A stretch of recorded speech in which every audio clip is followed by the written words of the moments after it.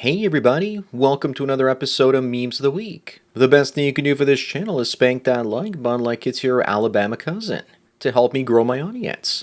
But before I get on with the memes, first a word from today's sponsor. A Noir Story is a book about what happens when a blue pill beta simp faces a situation that should have been responded to by either taking the red pill or going his own way. Instead, he chooses to cling to the Disney delusion that he found a unicorn woman with disastrous results. It's only $3.99 for the Kindle version and $9.99 for paperback on Amazon. For 175 pages, that's a great value. Sponsor link is down below. And now on with the memes. Number one, we have Jordan Peterson saying that if you want to organize your mind, you could start by cleaning your room. And then you see the absolute chaos that his room is in. Is this another case of do as I say and not as I do? Whenever most people give others unsolicited advice, they eventually realize that they're just talking to themselves. He was also taking benzodiazepine drugs at this time. He probably thought his room was clean thanks to the meds.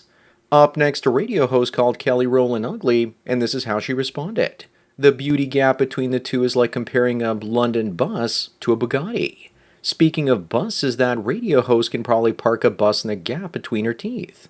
Kelly Rowland reminded her why she's a radio host in the first place. She definitely has the face and body for radio. Number three, we have a woman that faces a second-degree murder charge after mutilating a man's genitals. I'm sure there are plenty of guys out there that'll see this and say, I can save her. Then again, I'm not sure if this is a picture of the woman or the man that she mutilated. This individual looks like the guy from Squid Game. Moving on, here's the only thing you need to know about the generations. One generation is based and the next one is cringe. Of course, no one that's in the cringe generations is going to believe this. These days, anyone born before 1983 is just a boomer. But maybe it's not a coincidence. The boomers' kids are millennials, and Gen Alpha are the kids of the millennials. So cringe parents create cringe kids. Number 5, Lauren Hisrich, the showrunner of The Witcher, found Henry Cavill really annoying, due to the fact that he was overenthusiastic to play Geralt. Sounds to me like people such as yourself need to find different careers if they aren't passionate about what they do. Unfortunately, women like her are more interested in pushing an agenda these days instead of making something good. His passion probably just showed everyone how soulless the whole industry was, and they hated him for it. I'm sure she'd probably also say that Daniel Day-Lewis is too passionate about his acting too. Up next, Sydney Sweeney recently met with Lucasfilm. I really hope she doesn't portray a character in the Star Wars universe. She needs to stay the hell away from Star Wars or risk wrecking her career. The franchise is dead and it's time to move on. But if she does play a character in the Star Wars universe, it would have to be R2-D2.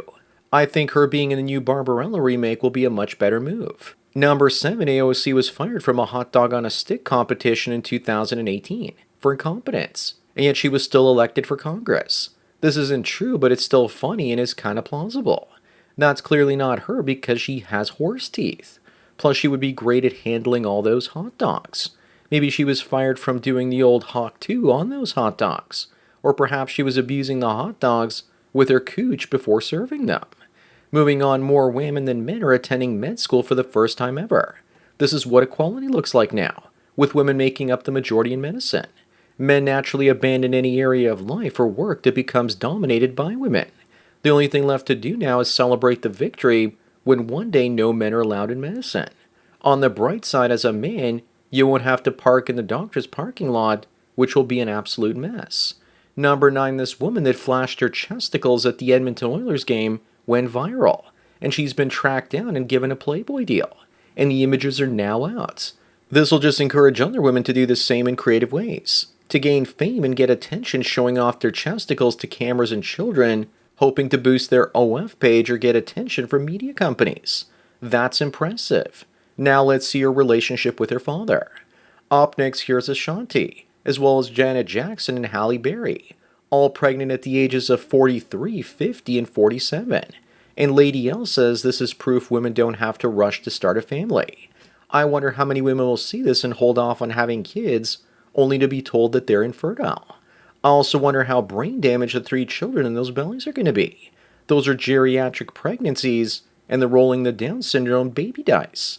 But if they don't get pregnant, how else are they supposed to keep their men after their prime? Number 11 is a 46-year-old woman with no partner or children. so she spent a month pursuing pleasure in Paris.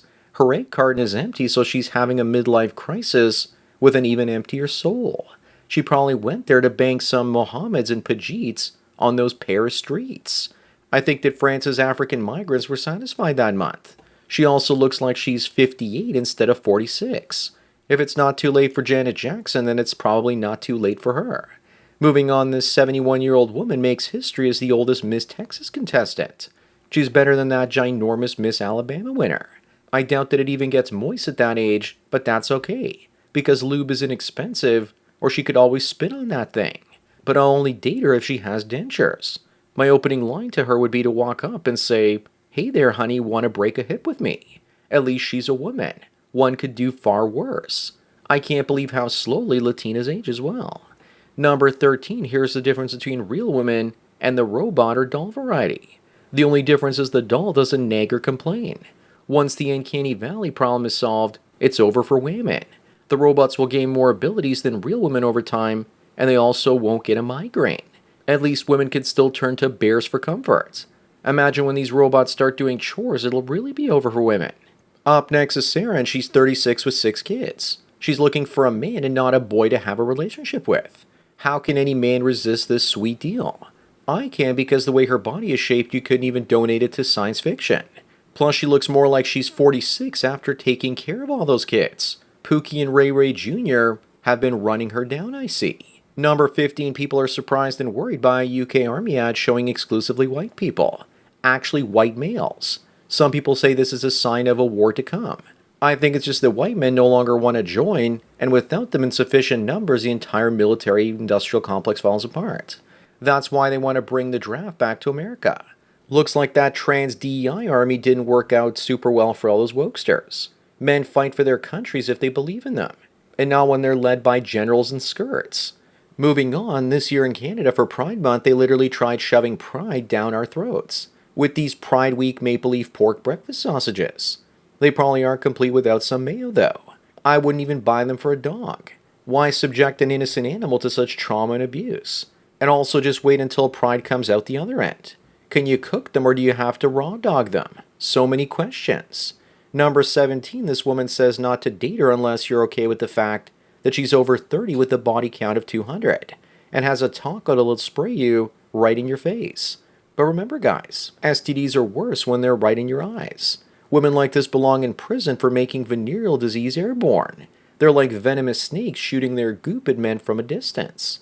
Up next, it looks like this single mother influencer is under fire after she milked a bunch of simps for money to help take care of her kids, and she ended up spending $17,000 in a single month. It's mostly married men that are giving money to women like this. You could travel to Colombia, rent a villa, and spend an entire month sniffing snow up your nose and doing as many working girls as you want and still not spend that much. Number 19, these two say that white males with boomsticks are America's biggest terrorists. Stefan Molyneux sets them straight by telling them the truth, which is now considered a crime. My only question is it racist to show these stats? Maybe what they really mean is the Pride Month crowd. Moving on, the US military is now so desperate for recruits that they're asking seniors to join and might even pay them $50,000 in bonuses. But I'm a bit disappointed, as it looks like it's all old white folks. I think the military needs to up its diversity. But I think this is fake, as the army even has limits. Unless it's of course Ukraine, then they'll take any able-bodied man or woman they can. They're perfectly fine having a geriatric brigade. The US cutoff age is 38. Number 21, Ariana Grande says that Jeffrey Dahmer is her dream dinner date. I'm guessing they'll feast on fava beans and a nice Chianti. It's all because he was dangerous, white and 6 feet tall, and looked like a Chad Light. Kinda looks like a younger, better bachelor with a full head of hair and no glasses. If it ever did happen, she would end up becoming the dinner herself. Up next, would you do this 21st century Mona Lisa? You know that I would, by throwing my white DNA on that paint. She looks pretty healthy and doesn't have any tattoos. But I'd say no, because odds are she's already been run through. Unfortunately, this is what the modern 21st century Mona Lisa really looks like with regards to the average American woman these days. Number 23, this woman asks, which do you prefer, chokers or fishnets? All I want to know is, what's wrong with her nose? Then again, with a schnoz like that, she can probably sniff a rich man miles away. Looks to me like after the boopsicle job, she didn't have enough money to get her nose fixed. Oddly enough, though, her nose matches her body and she has a Lonely Fools page. See what I mean? Her name is Cass Vadilla on X. Moving on, Justin Trudeau's political career is over. He can walk away with dignity now or get creamed by a man he loathes. I can't believe this headline is real. I'm sure that Justin only likes getting creamed by the men he loves. Plus, how do you walk away with dignity when you've already wrecked your country? The same media that he's funding is now turned against him with stories like this. They see the writing on the wall and are switching sides like Italy at the end of WW2. Number 25 and the last one, if Trump wins, does anyone care if Amy Schumer moves to London? London might end up with a food shortage, so I'm sure that London might actually care. Plus, if she moves there, I would be worried about her weight turning over the entire island. She had to announce that she was going, otherwise no one would actually know. She also reminds me of those Cabbage Patch Kids when I was a child. So that's it for another Memes of the Week. Please give this video a like to push it up in the algorithm and so new viewers can find it. If you enjoy this series and want me to keep making it, then donate at the PayPal and subscribe star links below. It really helps out. Anyways, enjoy the rest of your day, and cheers.